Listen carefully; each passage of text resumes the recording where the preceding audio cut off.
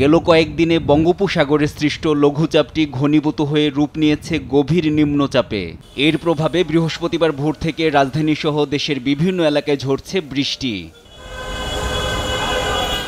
তীব্র গরমের পর হঠাৎ বৃষ্টি স্বস্তির বার্তা নিয়ে এলেও সকালে অফিসগামী মানুষ ও শিক্ষার্থীদের পড়তে হয় চরম ভোগান্তিতে।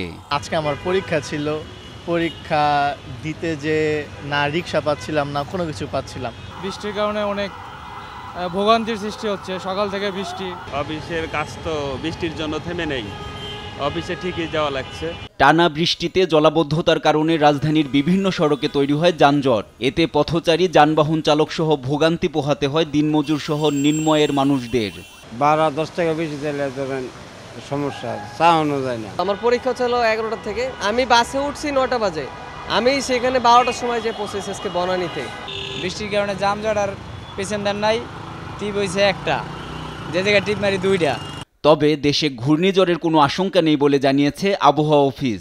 শুক্রবারও দেশের বিভিন্ন স্থানে ভারী থেকে অতি ভারী বর্ষণের পূর্বাভাস দিয়েছেন আবহাওয়াবিদ ডক্টর মোহাম্মদ আবুল কালাম মল্লিক। আজকে বিকেল নাগাদ ভারতের পশ্চিমবঙ্গ ও বাংলাদেশের দক্ষিণ পশ্চিম উপকূল দিয়ে উপকূল অতিক্রম করতে পারে, তবে এটি ঘূর্ণিঝড়ের রূপ নেওয়ার কোনো সম্ভাবনা নেই।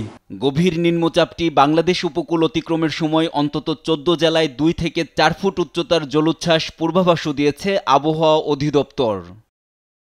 NI নাহিদ, দেশ টিভি, ঢাকা।